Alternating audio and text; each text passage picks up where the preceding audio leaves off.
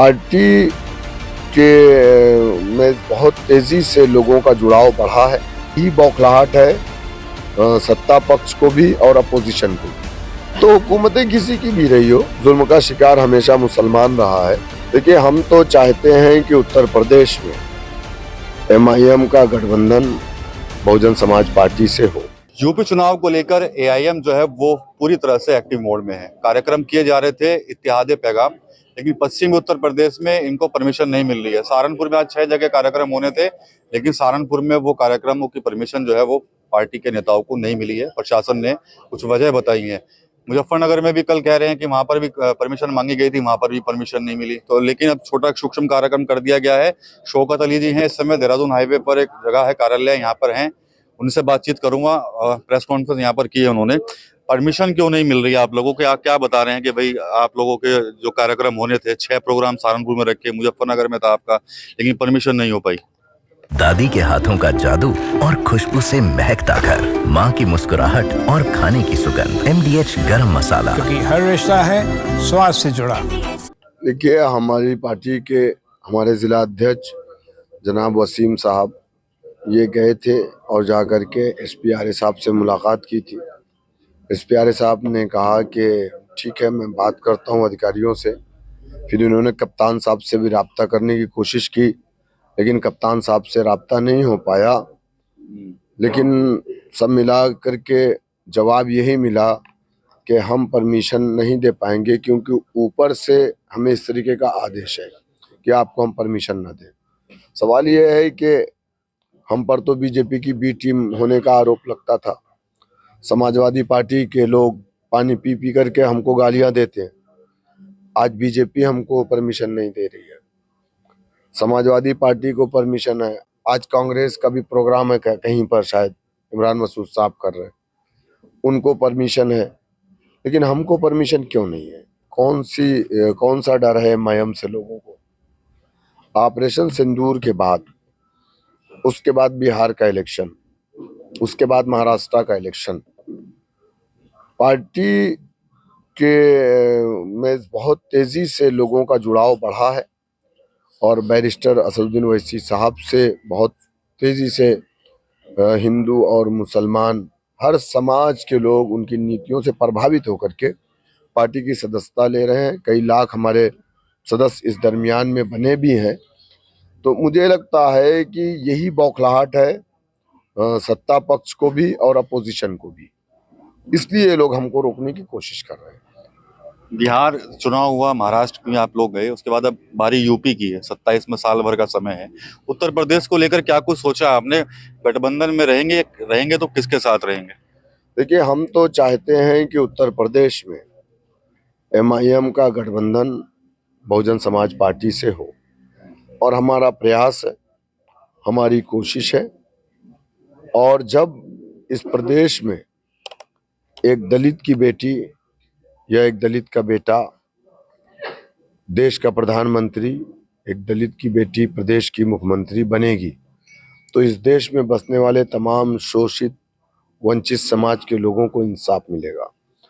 और दलित मुस्लिम का जो एक गठबंधन बनेगा, यही एक नेचुरल गठबंधन कहलाएगा और हम बीजेपी को सत्ता से उखाड़ देंगे। समाजवादी पार्टी या कांग्रेस पार्टी का गठबंधन 2017 में नहीं रोक पाया, 2022 में समाजवादी पार्टी नहीं रोक पाई, 2019 में बीजेपी को समाजवादी पार्टी नहीं रोक पाई, 2024 में समाजवादी पार्टी बीजेपी को नहीं रोक पाई, 2027 में भी समाजवादी पार्टी या कांग्रेस बीजेपी को उत्तर प्रदेश में नहीं रोक पाएंगे। ये बात हम 2022 में भी बोल रहे थे, लोग यकीन नहीं कर रहे थे।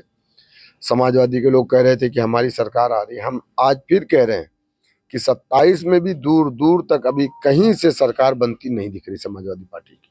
यहाँ पर मंच जब मैं आया तो लोग, जो कार्यकर्ता थे, काफी आक्रोशित दिख रहे थे समाजवादी पार्टी के प्रति भी। कह रहे थे भाई दरी बिछाने के लिए रखा हुआ है, और समाजवादी पार्टी मुसलमानों का साथ तो देती नहीं है। देखिए, समाजवादी पार्टी ने मुसलमानों का शोषण किया है। समाजवादी पार्टी ने मुसलमानों के वोटों को बेवा के माल की तरह लूटा है। समाजवादी पार्टी के हुकूमत में सबसे ज्यादा मुसलमान जेल में गए, 2005 में जब मुख्तार अंसारी को मऊ के दंगे में फंसाया गया और उन्हें जेल में डाला गया, हुकूमत समाजवादी पार्टी की थी, मुलायम सिंह यादव मुख्यमंत्री थे और 25 साल मुख्तार अंसारी जेल में रहे। 12 साल से बीजेपी की हुकूमत है, बाकी किसकी हुकूमत थी? अतीक अहमद को जेल में डाला गया समाजवादी की हुकूमत में, शहाबुद्दीन को जेल में डाला गया कांग्रेस और आरजेडी की हुकूमत में। तो हुकूमतें किसी की भी रही हो, जुल्म का शिकार हमेशा मुसलमान रहा है। अब मुसलमान समाजवादी पार्टी को वोट नहीं करेगा।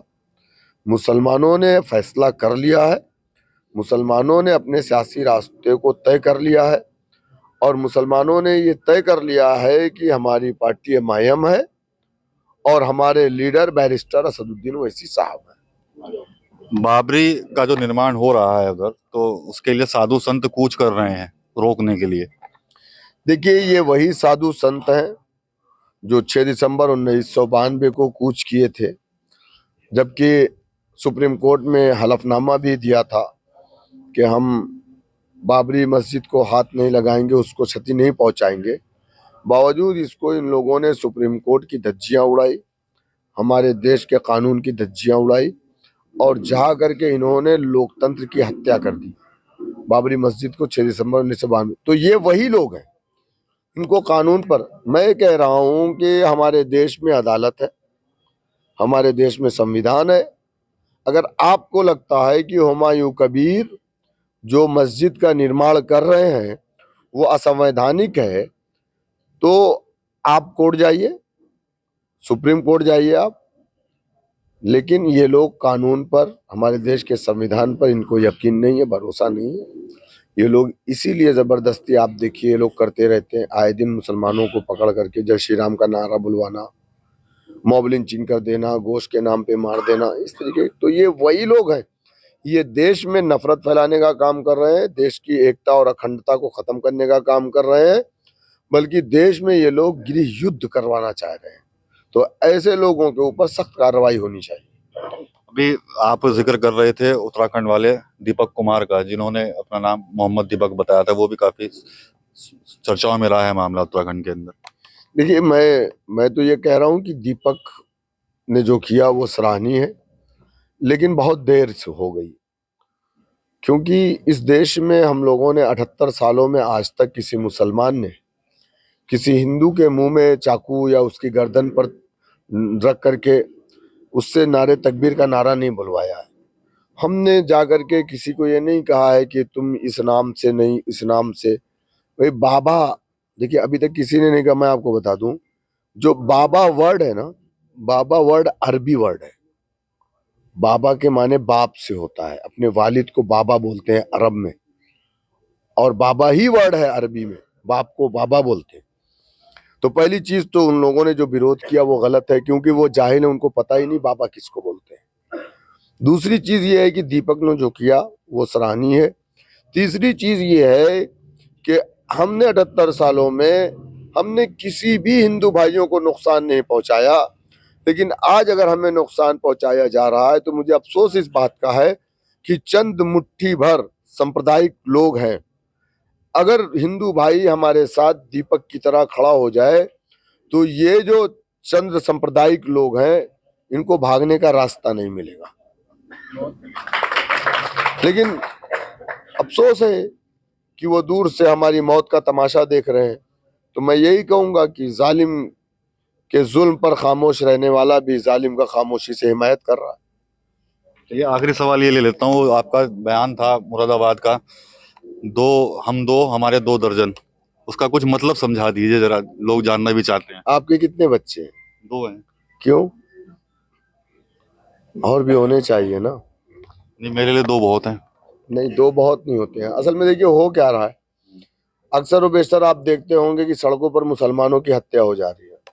अब पता चला जिसके 2 बच्चे हैं, एक बेटा एक बेटी, अगर बेटे की हत्या कर दी गई तो उसके बुढ़ापे का सहारा कौन बनेगा?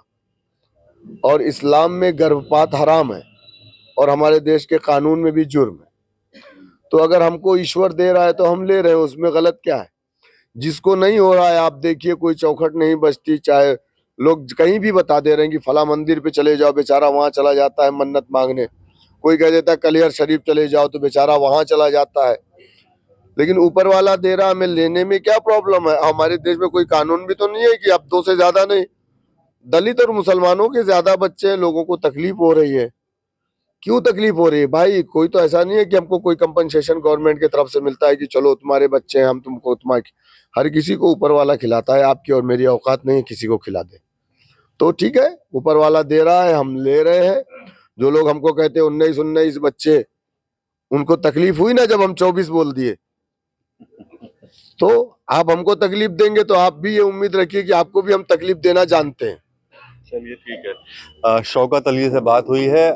बड़ा खुलासा है, एमएम पार्टी की जो पहली पसंद है उत्तर प्रदेश में गठबंधन के लिए, वो कहीं ना कहीं बहुजन समाज पार्टी है, ऐसा कहना है शौकत अली, प्रदेश अध्यक्ष एआईएम। टीवी9 यूपी के लिए सहारनपुर से मैं विकास कपिल। अब छोलिया हो या लोबिया, सफेद चने या काले चने, सब कुछ मजेदार बने। MDH